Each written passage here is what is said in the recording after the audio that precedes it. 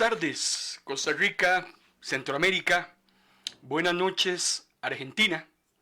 Damos gracias al Señor una vez más por esta oportunidad que Dios nos ofrece para que le sirvamos, para que juntos, hermano y hermana, nos concentremos a partir de los próximos 60 minutos en la palabra del Señor. Hoy es martes de Facebook Live, martes para que continuemos con Relatos con Aguijón. De eso es de lo que hemos estado hablando todos estos martes y jueves hacia atrás. Hemos estado haciendo un análisis de más de 70 cuentitos, ilustraciones, analogías, como usted quiera llamarle. La Biblia contiene muchas historias muy interesantes que guardan verdades bíblicas tan importantes, verdades tan hermosas, que por eso es que nos hemos dado la tarea en Ministros de la Palabra de ponernos a hacer este análisis de estas verdades bíblicas. Damos gracias al Señor por la oportunidad que Él nos da de poder concentrarnos y estudiar estas hermosas parábolas, relatos, ilustraciones.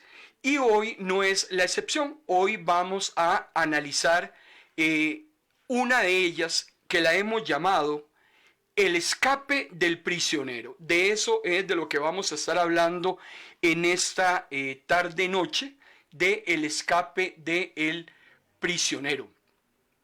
Es una historia muy interesante que se encuentra en el primer libro de los Reyes, en el capítulo 20, versículo 35 al 43. Usted puede ir a su Biblia y compartirla, revisarla con nosotros, porque es un relato muy interesante que en el contexto histórico, cuando hacemos la exégesis de este cuento, es una gran verdad para lo que está sucediendo en ese momento. Pero cuando hacemos la hermenéutica del texto, qué increíble cómo este relato no solamente es aplicable para lo que está sucediendo en ese contexto, sino que lo podemos extrapolar y también utilizarlo para una gran verdad bíblica para nuestros días. Por eso, todos esos relatos que aparecen en la palabra del Señor, principalmente esas famosas parábolas de Jesús, esas 40 y tanto que aparecen registradas en el Nuevo Testamento, recordemos que todas juntas lo que hacen es hablarnos acerca del reino de los cielos, acercarnos al reino de los cielos, traernos advertencias tan importantes que hoy en día están totalmente vigentes. Vamos de una vez a la palabra del Señor, al primer libro de Reyes, capítulo 20. Lo ubico en el versículo 32. Dice la palabra del Señor. Entonces fueron ante el rey de Israel y le suplicaron: tu siervo Ben-Hadad te manda decir que por favor, dice, le perdone la vida. ¿Está vivo aún?, preguntó el rey de Israel. Él es mi hermano. Los hombres inmediatamente se aferraron a este rayo de esperanza y se apresuraron a responder: sí, Ben-Hadad es tu hermano. Lo ubico en el contexto histórico. Cuando vamos a analizar un relato, un cuentito, una parábola, una analogía, una alegoría, llámele como usted quiera. Aquí el término no es importante. Aquí lo importante es lo que podemos extraer de esa imagen o de esa ilustración. Nosotros no podemos darle la interpretación que nosotros querramos al cuento o al relato, porque tenemos que conocer el contexto histórico en el cual ese relato fue expresado. Hoy en día, por ejemplo, abundan muchísimos cuentos, leyendas, novelas, y podemos darle nosotros la interpretación que nosotros querramos. Pero con los relatos que aparecen en la Biblia no lo podemos hacer. No son de libre interpretación. Hay que ir al contexto histórico. ¿Qué era lo que estaba pasando en ese momento? ¿Qué era lo que ocurría con los personajes, las circunstancias, los acontecimientos? ¿Qué es lo que está pasando? Para poder entonces tener una mejor comprensión de lo que la palabra del Señor quiere decirnos.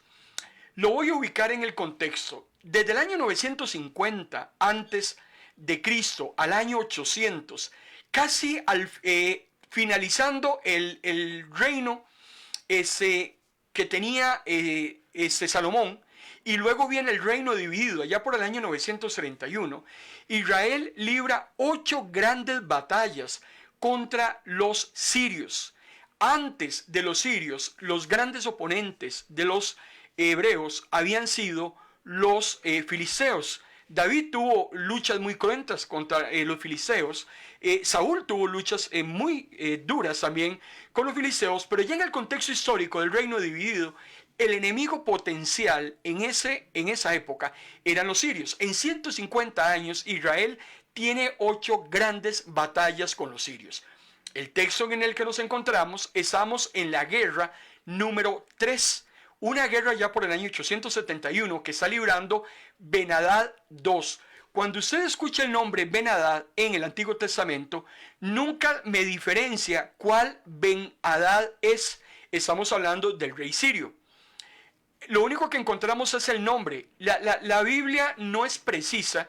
Por ejemplo, cuando hablamos de Nabucodonosor, el rey babilónico, el Nabucodonosor que aparece en el libro de Daniel es Nabucodonosor II. Ya había existido uno anteriormente. El Ben-Hadad que encontramos aquí en esa tercera guerra es Ben-Hadad II, un rey que va a la guerra contra la nación de Israel. Interesantemente, Israel gana esa batalla y Acab lo que hace es perdonarle la vida a ese rey. Y vean qué increíble cuando volvemos otra vez al texto, qué increíble cuando Acab termina diciendo, ¿está vivo aún?, preguntó el rey de Israel. Y el rey de Israel, Acab, se atreve a llamar hermano a su enemigo. Y ya aquí empezamos a hacer un análisis muy interesante. Estamos hablando de 2 ejércitos antagónicos: el ejército de Dios, del pueblo de Dios, y el ejército del enemigo. Y qué increíble que nosotros podamos llamar hermanos a nuestros enemigos. Eso es lo que está haciendo Acab. ¿Por qué Acab llama a Ben-Hadad amigo? Recordemos que, para empezar, Acab siente una gran afinidad por ese rey sirio, porque ese rey era un rey pagano, era un rey idólatra, era un rey que definitivamente no tenía conocimiento ni quería saber nada acerca del único Dios verdadero. Y Acab, si usted analiza un poco la historia de Acab, Acab se había convertido en un idólatra. Acab se había casado con Jezabel. Jezabel era una mujer de una nación totalmente idólatra, que trajo sus propios profetas de su nación y los mantuvo con los dineros de la nación de Israel para todas aquellas liturgias aberrantes que se hacían en el templo. Acab increíblemente llama a su amigo, a su enemigo, perdón, lo llama hermano. Y lo peor aún, decide que ese hombre viva, decide perdonarle la vida. Eso que Acab hace con Ben-Hadad no es una cortesía. Eso de dejar con vida a ese rey enemigo no era misericordia. Ben-Hadad, vean qué interesante. Si usted se va 2 capítulos más adelante del libro de los Reyes, usted se va a encontrar que Ben-Hadad vuelve a hacer otra guerra contra Acab. Acab lo había dejado vivo, Acab lo había perdonado. Sin embargo, un tiempo después, un año después, vuelven otra vez a la guerra. Y en esa guerra, interesantemente, Acab muere. Acab le había perdonado la vida a Ben-Hadad en la tercera guerra. Y en la cuarta guerra, Ben-Hadad se viene contra Acab y en vez de devolverle la cortesía, Acab termina muriendo. Vean, hermano y hermana, cómo rápidamente podemos ir generando algunas consideraciones muy importantes que nosotros podemos traer a nuestro contexto histórico en cuanto a la relación de un hijo de Dios con un enemigo. Dice el primer libro de Reyes, en el capítulo 20, versículo 34, Ben-Hadad le dijo: te devolveré las ciudades que mi padre le quitó al tuyo, para que puedas establecer puestos de comercio en Damasco, como mi padre hizo en Samaria.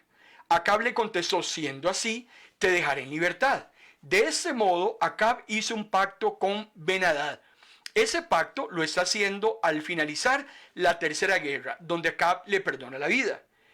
Pero en la cuarta guerra, a Ben-Hadad se le olvidó la misericordia que había tenido ese supuestamente hermano con él, y lo que termina es acabando con la vida de Acab.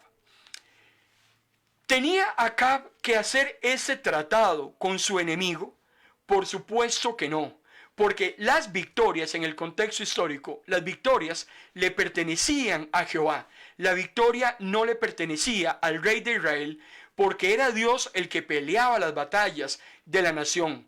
El rey Acab no tenía derecho alguno de hacer ninguna negociación con ese rey pagano, y mucho menos dejarlo con vida.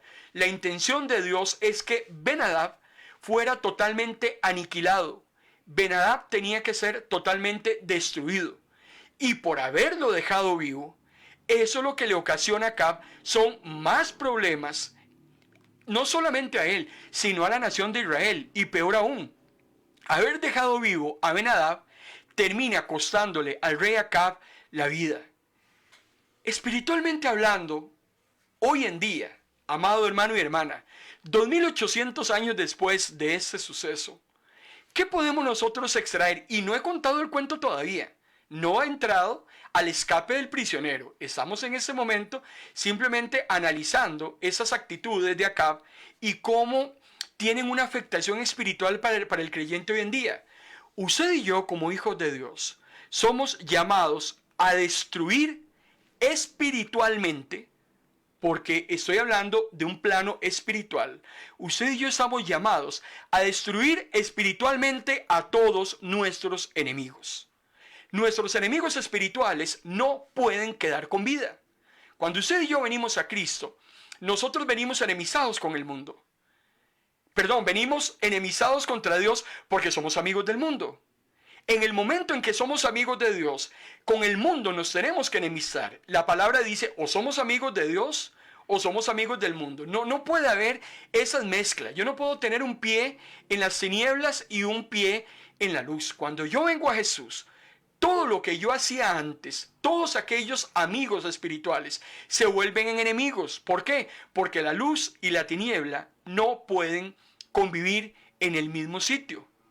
Y por eso es que entonces nosotros, cuando venimos a Jesús, tenemos que hacer una guerra y una destrucción total de lo que nosotros éramos antes. Hay que destruir hábitos que traíamos, que nos estaban llevando a la perdición.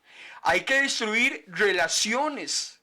Hay que destruir andadas. Hay que destruir maneras de pensar que teníamos antes de venir nosotros al Señor, porque todo eso nos tenía totalmente alejados del Señor y nos estaba conduciendo a la perdición eterna. Los enemigos espirituales tenemos que destruirlos. No podemos dejarlos vivos. ¿Por qué? Porque nos puede pasar exactamente lo de acá. Tarde o temprano, esos enemigos nos van a terminar destruyendo a nosotros. Si los dejamos vivos, tarde o temprano, van a acabar con nuestra propia existencia. Y por eso es que esa connotación que aparece 800 años antes de Cristo es tan vigente hoy en día, porque Acab tenía que haber aniquilado a ese enemigo, porque por no haberlo hecho, ese enemigo le trajo graves problemas posteriores que terminan con la vida de Acab.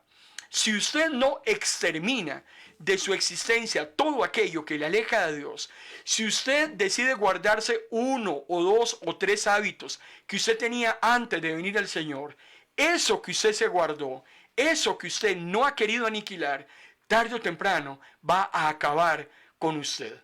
Es exactamente lo que le termina pasando a Acab. Por eso es que cuando vamos al contexto histórico del Éxodo, era muy claro las instrucciones que Dios le daba a la nación de Israel. La tierra prometida estaba en el contexto histórico, allá por 1500 años antes de Cristo, está copada totalmente por naciones paganas, naciones idólatras, naciones herejes. Y si bien es cierto, Israel iba a poseer la tierra prometida, no podía poseerla en combinación con aquellos hombres y mujeres que existían en ese entonces. Vea usted lo que le sucedió a Lot aproximadamente 1900 años antes de Cristo. Cuando Lot decide irse hacia las llanuras del Jordán, Lot empieza a colocar sus tiendas y empieza a congeniar, a mezclarse, a negociar, a tomar café, a relacionarse con todos aquellos hombres y mujeres de Sodoma y Gomorra. Y ya usted sabe en qué termina esa relación nefasta que Lot tuvo con esos hombres y mujeres en ese contexto histórico. De la noche a la mañana, Lot lo termina perdiendo todo. ¿Y por qué? Por esa relación con aquellos que eran enemigos de Dios. Exactamente lo mismo le sucedía a la nación de Israel. Conforme la nación avanzaba hacia la tierra prometida, tenía que librar serias batallas, y esas batallas eran batallas de exterminio total. La instrucción de Dios siempre para la nación de Israel es que todos aquellos pueblos que estén dentro de la tierra prometida, que poco a poco iba Israel a ir tomando para sí, tenían que ser exterminados. No se podía dejar un solo ser humano ni un animal con vida. Deuteronomio capítulo 20, versículo 16 y 17 dice: en las ciudades que estén en la tierra que Dios va a darles, o sea, Canaán, no debe quedar con vida ningún hitita, ni amorreo, ni cananeo, ni fereceo, ni heveo, ni jebuseo, o sea, ninguno de todos esos feos. Todos tenían que ser aniquilados. ¿Y por qué? ¿Por qué había que arrasar con esas personas? Bueno, lo sigue diciendo Deuteronomio capítulo 20 y 18. Muchas personas hoy en día hablan de Dios, dicen que el Dios del Antiguo Testamento era un Dios sanguinario, que el Dios del Antiguo Testamento era un Dios que mataba niños, que mataba mujeres, que mataba ancianos, y que cómo es posible que ese Dios nosotros hoy lo adoremos, lo alabemos, le reconozcamos como nuestro Señor, si era un Dios injusto en ese contexto histórico. Pero no hay nada más alejado de la verdad. De todas maneras, el hombre y la mujer allá afuera siempre buscará torcer la palabra del Señor, siempre buscará contradecirla, siempre buscará utilizar sus propias traducciones para justificar todas las porquerías en las que anda. Eso es algo que a usted y a mí no nos asusta. Pero cuando nosotros entendemos la verdadera naturaleza, el por qué es que Dios hace las cosas, que para empezar, Dios no le debe explicaciones ni a usted ni a mí de lo que haga, porque Dios es Dios, Él es el creador, yo soy criatura. Sin embargo, Dios se toma la molestia de decirnos por qué esa acción tan seria de aniquilar todo lo que se pusiera a su paso. Vean lo que dice Deuteronomio capítulo 20 versículo 18. Ninguno de esos pueblos debe quedar con vida, pues de lo contrario, ¿qué va a pasar? Les enseñarán a ustedes a adorar a otros dioses. Eso sería un gran pecado contra nuestro Dios. Sería algo repugnante. Además, dice Moisés, nuestro Dios nos ha ordenado destruirlos como una ofrenda en su honor. ¿Por qué Dios quiere que usted destruya a sus enemigos espirituales? Porque, hermano y hermana, todos esos enemigos, todo eso que hemos venido cargando durante todo este tiempo, hasta el momento en que llegamos a conocer al Señor, era lo que nos tenía precisamente viviendo en las tinieblas. Era lo que nos tenía a nosotros sumido en el error y en el engaño, presumiendo que estábamos bien cuando Satanás nos tenía enceguecidos y nos estaba poco a poco y día a día llevando al lago de fuego. Pero bendito Dios, que en un momento de lucidez lo visitó a usted, me visitó a mí, vino el Espíritu Santo, me convence de pecado, me enseña que soy equivocado, me enseña que hay amigos que no tengo que tener, que hay lugares donde no tengo que ir, que hay palabras que no tengo que expresar, que hay cosas que estoy viendo que no tengo que ver, que hay cosas que estoy escuchando que no tengo que oír, que hay cosas que estoy tocando que no tengo que tocar, que hay situaciones en las cuales yo debo cortar inmediatamente, porque el no hacerlo es lo que me va a terminar a mí perdiendo hasta llegar, hermano y hermana, a la perdición total. Y por eso es que Dios le decía a la nación de Israel, usted no puede entrar a una tierra que yo le estoy prometiendo, conviviendo con enemigos que lejos de acercarlo a Dios, lo que van a terminar es alejándolo de Dios y llevándolo a adorar otros dioses. Por eso esa tesis que existe de que si un converso se une en yugo desigual con una inconversa o una conversa con un inconverso, esa teoría de que el convertido trae a los pies de Cristo al inconverso, eso es una mentira. Eso es una falacia. No es verdad que si yo, conociendo al Señor, que si yo sabiendo lo que a Dios le agrada y lo que Dios espera de mí, si yo me uno en yugo desigual con una persona inconversa, es una mentira que tarde o temprano yo voy a convertir a esa persona al Señor. Porque lo que me está diciendo a mí la palabra de Dios es que lo que casi sucede siempre es a la inversa. Es el inconverso el que termina arrastrando al converso. Y esta enseñanza aparece en muchísimos textos de la Biblia. Cuando Dios le dice a sus hijos e hijas, cuídense, porque asociarse con extranjeros, con paganos, espiritualmente hablando, lo que puede provocar es que ellos nos convenzan de sus prácticas y nos terminen poniendo en una posición peor. Por eso, la convivencia con enemigos espirituales, hermano y hermana, no es posible. Usted no puede relacionarse con gente que no ame a Dios. Usted no puede decir que usted tiene una gran amiga, que el único problema es que es viciosa, que no quiere nada con Dios, pero es su mejor amiga. No puede ser. El creyente tiene que saber con quién se relaciona. El creyente tiene que saber a dónde va. El Espíritu Santo que mora en el corazón del creyente le indica a uno si esa persona con la cual estás conversando te bendice o no te bendice. Si esa persona te acerca a Dios o no te acerca a Dios. Cuando usted viene a Cristo, hay muchas cosas que se tienen que quedar botadas. Hay personas con las cuales ya no podemos volver a relacionarnos. ¿Por qué? Porque son aquellas personas que nos invitan siempre a lo malo. Eran aquellas personas con las que compartíamos todas las tonteras que hacíamos antes de venir al Señor. Esas amistades tienen que cortarse.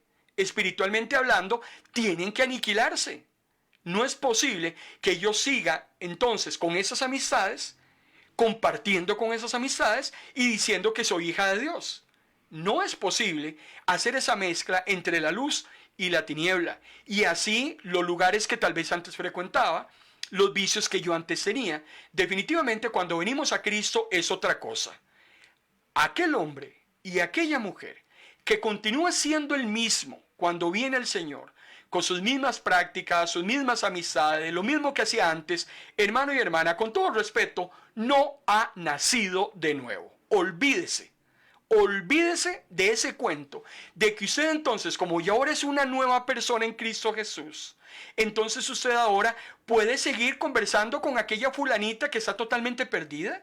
Ya usted puede seguir yendo a aquellos lugares, aquellos antros de perdición. Usted no está compartiendo, según usted. Usted no está bebiendo, usted no está haciendo nada ilícito o contrario al Señor. Simplemente usted está ahí presente con sus amigos. Usted se está engañando a sí mismo. Porque cuando somos hijos de Dios entendemos la voluntad de Dios perfecta para nuestra vida y el Espíritu Santo que no nos engaña nos va a decir no tienes que estar aquí. Este lugar no es para ti. Esa persona con la que estás conversando no es una persona que te bendice, por tanto tienes que quitarla de tu vida. Eso es lo que Dios quería que la nación de Israel hiciera. Tiene que acabar con todo lo que se encuentre de camino, porque si dejas vivo a tus enemigos, le decía Dios, tarde o temprano vas a tener problemas. Y cuando usted continúa leyendo la historia de Israel, le invito para que nos acompañe todos los lunes en Antiguo Testamento, nos vamos a dar cuenta cuántas veces Israel dejó vivos a sus enemigos. Y el problema es que esos enemigos a los cuales Israel dejó vivo, tiempo después le causaron muchísimos problemas a la nación. Cuando desobedeces a Dios, cuando Dios te dice cómo es que son las cosas, pero es que quieres hacerlas diferente, tarde o temprano tienes un precio que pagar. Esto que Dios le está instruyendo a Israel era lo que Acab tenía que hacer con este rey sirio. Y eso fue lo que Acab no hizo. Por eso, amado hermano y hermana, la Biblia es tan clara Obedecer trae bendición. Desobedecer trae maldición. Así de simple. Si hacemos las cosas a la manera nuestra, si dejamos vivos a nuestros enemigos, tarde o temprano esos enemigos nos van a pagar a nosotros llevándonos al infierno. Lo dice la Biblia, le pasó a Acab, le pasó a la nación de Israel, le pasó a Lot. Hermano y hermana, si nos pasa a nosotros, no hay excusa. Delante de Dios yo no le voy a echar la culpa a mi amiga que yo vaya a dar al infierno. Yo no le voy a echar la culpa a aquella persona o a aquel lugar que por culpa de ellos estoy en el infierno. No, el Señor ya me lo había advertido. Y aún más, vean qué importante lo que dice Deuteronomio, y Moisés se lo está diciendo al pueblo. Si usted deja vivos a estos, para Dios será una repugnancia. Escuche bien lo que le estoy diciendo. Y Dios nos ha ordenado destruir a nuestros enemigos espirituales, porque aparte del beneficio que nosotros tenemos destruyendo todo aquello que nos tenía perdidos, esa destrucción se convierte en una ofrenda a Dios. Cuando usted deja de convivir con esas personas que más bien le estaban a usted llevando a la perdición, esa destrucción de esos enemigos espirituales son una ofrenda para Dios. Cuando usted deja esos malos hábitos, cuando usted deja ese vocabulario soez, cuando usted deja de pensar como pensaba antes, cuando usted deja de accionar como accionaba antes, eso que usted está haciendo es una ofrenda de honor a Dios. Es una ofrenda a Dios en su honor. ¿A quién quiere agradar usted? ¿Quiere seguir agradando a lo que antes hacía? ¿Quiere seguir dejando vivo a sus enemigos? Le vuelvo a reiterar, tarde o temprano vamos a tener que pagar un precio, y ese precio va a ser muy alto. El que tiene oídos en esta noche para oír, que oiga. Por eso, usted sabe lo que no le conviene. Usted no puede seguir insistiendo en algo que sabe que todo este tiempo le ha venido causando daño y sigue de majadero o de majadera persistiendo en esa situación. Si usted ya ha sabido que en el pasado eso le ha ocasionado problemas, pues seguirá ocasionándole problemas. Es que nada favorable va a cambiar cuando nosotros estamos actuando en desobediencia. Esa acción de Acab es lo que permite que entonces un profeta aparezca enviado por Dios, disfrazado con una historia inventada, con una parábola, con un relato, con un cuentito. Esa historia habla acerca de un hombre. Se le presenta el profeta a Acab. Acab no sabe que es un profeta. El hombre está totalmente vestido de una manera que no puede ser detectado como tal. Y ese hombre, el profeta, se le acerca al rey Acab para contarle una historia respecto a que él era responsable de proteger la vida de otro, y demostró ser infiel en esa tarea que tenía asignada. Vean qué interesante lo que es esa historia, ese relato del escape del prisionero. Primer libro de Reyes, capítulo 20, versículo 39 al 40. Les recuerdo, amado hermano y hermana, que estamos transmitiendo en vivo a través de nuestra plataforma de Facebook Live. Dentro de 30 minutos, poco más, usted podrá volver a revisar este mensaje en nuestra plataforma audiovisual de Facebook Live. Pero también en este momento estamos transmitiendo en vivo y en directo a través de nuestra emisora online MP Radio.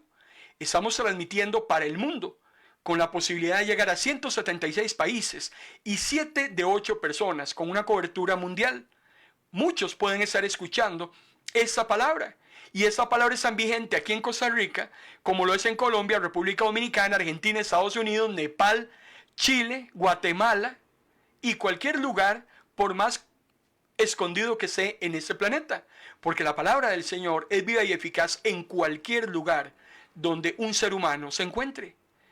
Y por eso es que hemos procurado también traer ese nuevo recurso de la radio para poder también extender más las estacas en esta misión que el Señor nos ha asignado de llevar su palabra. MP Radio, de noche o de día, tu mejor compañía, 24 horas de música.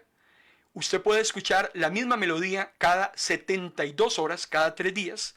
una melodía muy rica, una melodía que le edifique, y también este tipo de programas de la palabra del Señor. Hoy a las 7 de la noche, los pastores Enríquez desde Argentina van a tener su programa tan aclamado. Se ha convertido en un programa muy interesante, muy enriquecedor, y ya lo estamos esperando todos. A las 7 de la noche, hora de Costa Rica, 10 de la noche, hora de Argentina, los pastores Enríquez traerán su programa para la familia, y ellos lo han denominado de fe en fe y de gloria en gloria. Así es que desde ya les invito para que a las 7 de la noche sintonicen MP Radio. Vamos a la historia. Dice el primer libro de Reyes, capítulo 20, versículo 39 y 40. Cuando el rey pasó a Acab, el profeta lo llamó y le dijo: Señor, tengo que contarle algo, me da mucha vergüenza, me da mucha pena, yo no sé, palabras más, palabras menos. Este hombre le dice al rey: un hombre me entregó un prisionero y dijo: cuida a este hombre, porque si él se va, morirás, o me tendrás que dar 30,000 monedas de plata. Pero mientras yo estaba ocupado en otra cosa, el prisionero desapareció. Bueno, le contesta el rey, es culpa tuya, entonces tendrás que pagar. Esto de las historias es tan interesante. Uno tiene que tomarle el gusto al relato. Por eso yo les he dicho incansablemente, cuando estamos contando la historia, usted imagínese la locación, imagínese el lugar, los personajes, los objetos, lo que está sucediendo. Trate usted de imaginar a un soldado que le entregaron un prisionero y que tenía que custodiar. En el contexto histórico, en la antigüedad, los prisioneros que eran entregados a soldados tenían que ser guardados y cuidados de tal manera que el escape del prisionero lo que provocaba era la muerte del custodio. Así de simple. Si me entregaban un prisionero y se me escapaba, yo tenía que pagar ese escape. ¿Cómo se paga el escape? El escape se paga con la vida. La irresponsabilidad de que se me haya soltado a mí el prisionero es pagándolo con mi propia vida. Eso es lo que le está contando este profeta disfrazado al rey Acab. Me dieron un hombre, se me fue no sé en qué momento, y ¿qué hago, señor rey? Hermano y hermana, por la boca muere el pez, decía mi abuela. Porque algo muy interesante con esos relatos era provocar que el que está escuchando no tenga ni la menor idea que es con él con el que se está tratando la situación. Acab no sabía que lo que se está relatando tenía que ver con él. Acab está escuchando el relato de una fuga, y Acab simplemente se envalentona, y por eso volvemos al mismo punto de partida. Es exactamente lo que le pasó a David con Natán. Recordemos que cuando Natán le cuenta la historia del hombre pobre y la ovejita, y del hombre rico que cogió la ovejita para darle de comer a una visita, David se enoja. David no sabía qué era el tema con él. Y David profiere con su propia boca juicio. Y ese juicio se convierte en un efecto boomerang, porque era para él cuando Natán le dice: pues vea, David, usted es ese hombre rico. Y es ahí donde David se va de espalda. Con Acab, interesantemente, hasta ese momento, no se está imaginando que lo que le están relatando es idénticamente lo que está sucediendo en la vida real de ese contexto histórico. Acab le dice: bueno, vas a tener que pagar. Era tu prisionero, tenías que custodiarlo, lo dejaste con vida, y por haberlo, dejaste que se escapara, y por haberse escapado, entonces vas a tener que pagar. ¡Qué increíble! Qué fácil es, hermano y hermana, nosotros muchas veces ver los errores de los demás, señalar a los demás, juzgar a los demás, cuando ni siquiera nos estamos dando cuenta lo que Jesús decía en Mateo capítulo 7. No es posible que teniendo un garrote en tu propio ojo, estés viendo la viga, que estés viendo la paja de tu hermano. Sáquese primero ese garrote que usted tiene en sus ojos, para que entonces pueda su hermano sacarse la paja que tiene en el ojo de él. Esa historia que está contando ese profeta es tan real hoy en la vida de muchas personas. Porque usted y yo sí sabemos qué es lo que está sucediendo alrededor de la historia, porque eso es algo que pasó hace 2800 años. Nosotros sabemos que esa historia tiene que ver con Acab. Acab hasta ese momento no lo sabe. Pero si yo me vengo a mi contexto histórico, antes de seguir hablando acerca de esa historia, hoy en día, si yo traigo esa historia a mi contexto histórico, haciendo la hermenéutica del texto, ¿qué puedo yo extraer de esa fuga o de ese escape del prisionero? ¿Usted sabía que hoy en día lo que le sucedió a este custodio que se relata en el primer libro de Reyes, eso hoy en día le sucede a muchos hombres y mujeres que han sido llamados como ministros del Evangelio? Hoy hay muchos pastores, hay muchas pastoras, hay muchos líderes de ministerio, hay muchos evangelistas, muchos predicadores, muchos maestros que son como este custodio. Cuando usted y yo, hermano y hermana, hemos sido llamados a predicar la palabra, cuando el Señor ha sido claro, preciso, como cuando se le presenta a Moisés en esa zarza que estaba ardiendo, que todavía tenemos que terminar ese relato el próximo lunes, desde allá le invito. Moisés está viendo una zarza que está ardiendo, no tiene idea qué es lo que Dios le va a demandar que haga.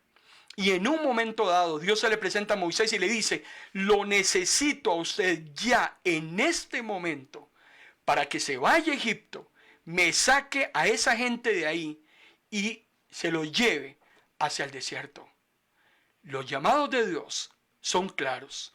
Los llamados de Dios son precisos. Los llamados de Dios son de ejecutoria inmediata.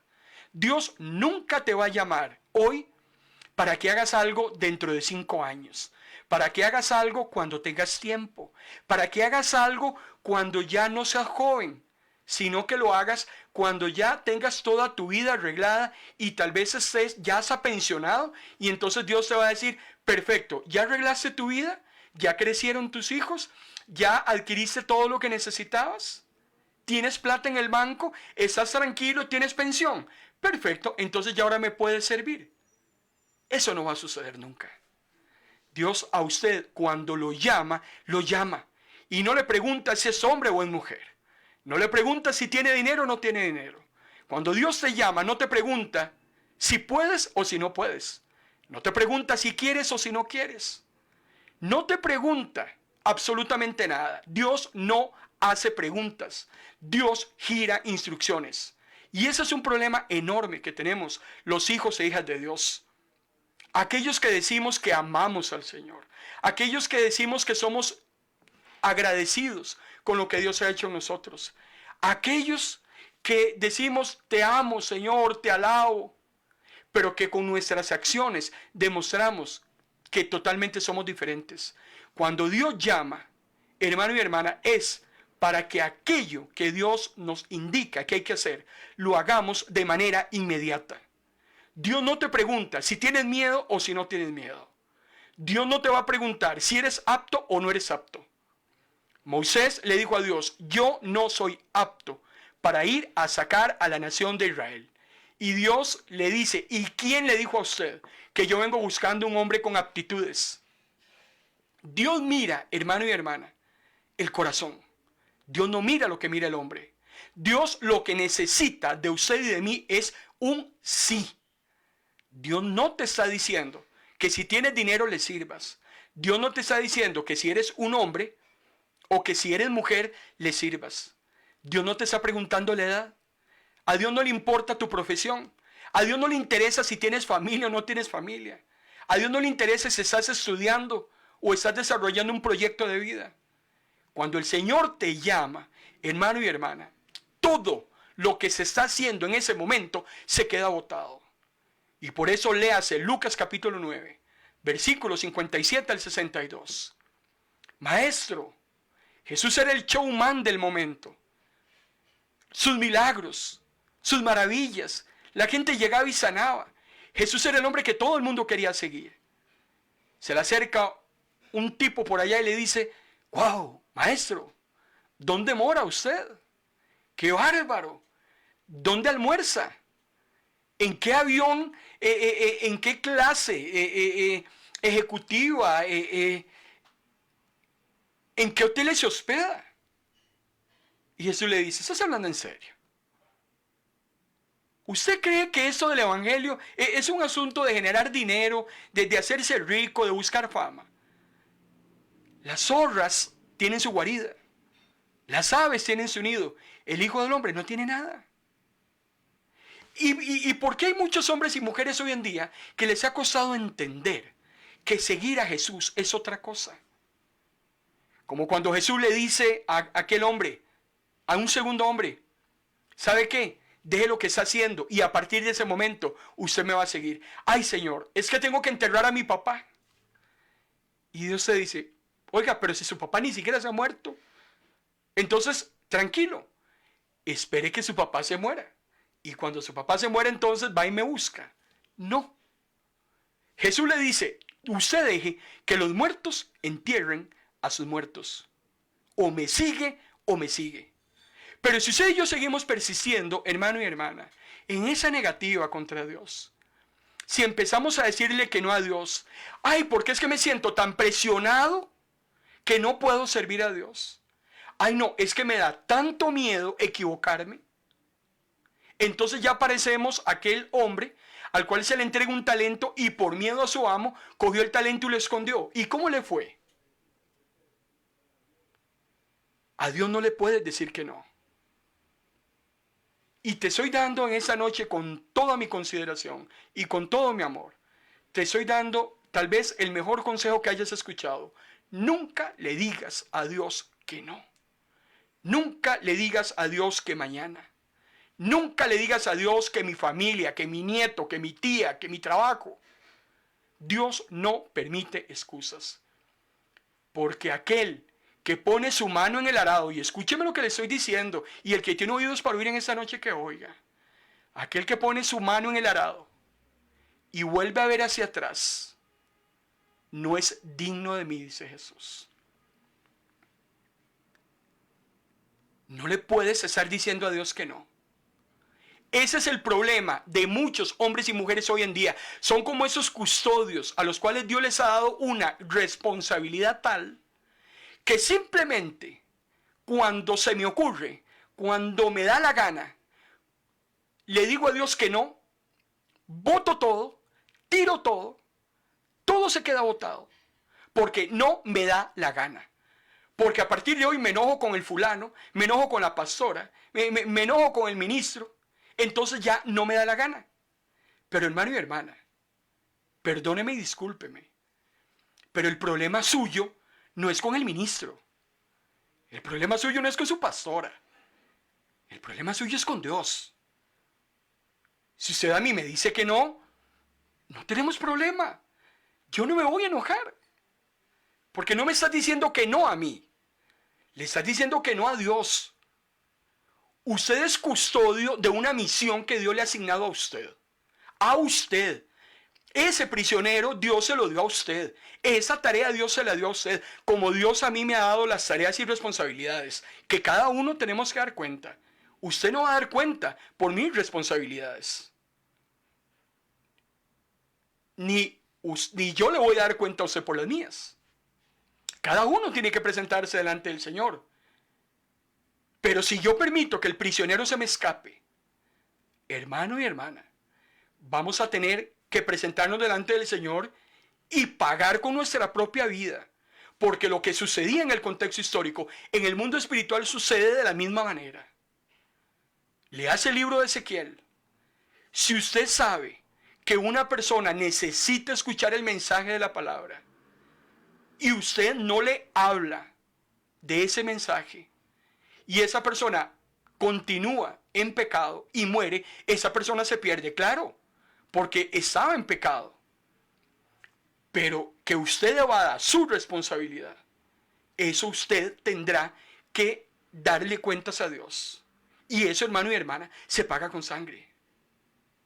Yo no logro entender cómo hoy hombres y mujeres permiten que se les escape esas oportunidades que Dios les da para el engrandecimiento de su reino. Muchos hombres y mujeres hoy están tomando tan a la ligera sus ministerios, sus pastorados, sus responsabilidades eclesiales, que creen ilusamente que enojándose con la pastora, entonces le están haciendo un daño a la pastora. Le estás haciendo un daño al ministerio. Le estás haciendo un daño a la obra de Dios. Pero la obra va a continuar. Porque la iglesia de Dios no se va a caer. Porque esté yo al frente o no al frente de X ministerio, la iglesia va a seguir. Conmigo o sin mí. Por eso yo no me preocupo ni preocúpese usted. Pero que yo permita que se me escape aquello que Dios me ha asignado por un colerón, por una debilidad, por un desánimo. Ah, es que estoy desanimado. Ya no quiero nada con Dios porque soy tan desanimado. ¿Y quién dice que a Dios le servimos animados? ¿Y quién dice que a Dios le servimos contentos? ¿Y quién dice que a Dios solo se le sirve cuando estamos sanos? Olvídese. Hablamos de nuestras debilidades. Es que soy débil en esto, es que soy débil en otro. ¿Y qué le dice Dios a Pablo en Romanos? Mi poder, dice Dios, se perfecciona en tu debilidad. Pero de la manera, hermano y hermana, como nosotros visualicemos eso que Dios nos ha dado a custodiar, de la manera como nosotros asumamos esa responsabilidad de custodia, así el Señor nos va a demandar. Tenemos que tener mucho cuidado. Y de una vez le voy a decir algo. Y póngale mucha atención a lo que le estoy diciendo. Si usted cree que dejar las cosas de Dios, si usted cree que abandonar la tarea que no le asigné yo, se la asignó Dios. No se la asignó su pastor, se la asignó el Señor a través del Espíritu Santo. Si usted cree que dejando las cosas del Señor, dejando todo botado, sin importancia alguna, y se va a dedicar a lo suyo, a seguir generando dinero, a seguir paseando, descansando, ya aquel tiempo que yo iba a utilizar en la obra del Señor, que ya dejé botado, es un tiempo que me va a sobrar. Entonces lo voy a utilizar para pasear. Claro, o lo voy a utilizar para meterme en un negocio, porque como ya no estoy en esa iglesia o en ese ministerio, entonces yo ahora voy a utilizar ese tiempo para cosas mías personales. Me va a quedar más tiempo. ¿Quieres que te diga algo? Si dejas botadas las cosas del Señor por ocuparte de tus cosas, tarde o temprano, léase el libro de Ageo, tu vida va a ser un fracaso. Todo lo que emprendas será derrota. Porque si yo dejo las cosas de Dios por las cosas del mundo, y le estoy hablando a hombres y mujeres que conocen de la palabra del Señor, yo no le estoy hablando inconversos, le estoy hablando a hombres y mujeres, custodios de lo que Dios nos ha otorgado. Si dejas eso que Dios te asignó, porque crees que es más importante otras cosas en tu vida, desde ya te auguro un fracaso y una derrota. Porque cualquier porción de tu vida que no la gastes en el servicio de Dios, nunca la vas a poder volver a recuperar.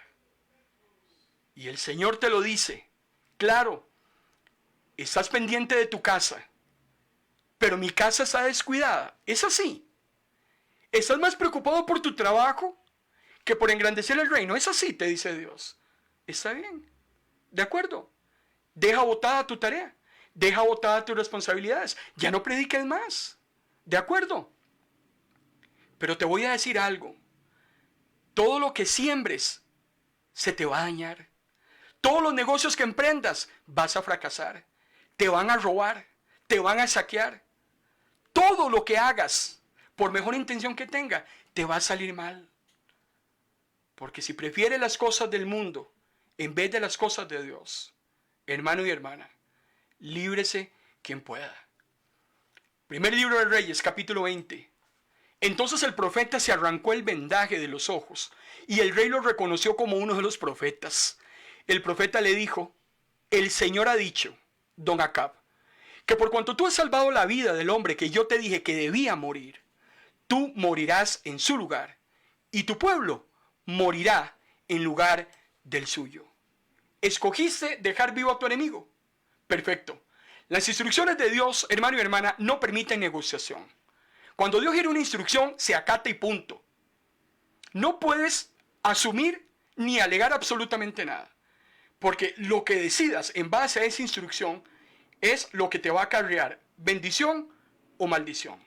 Acab dejó libre a su prisionero, y ese prisionero acabó con su vida y le trajo muchísimos males a la nación de Israel.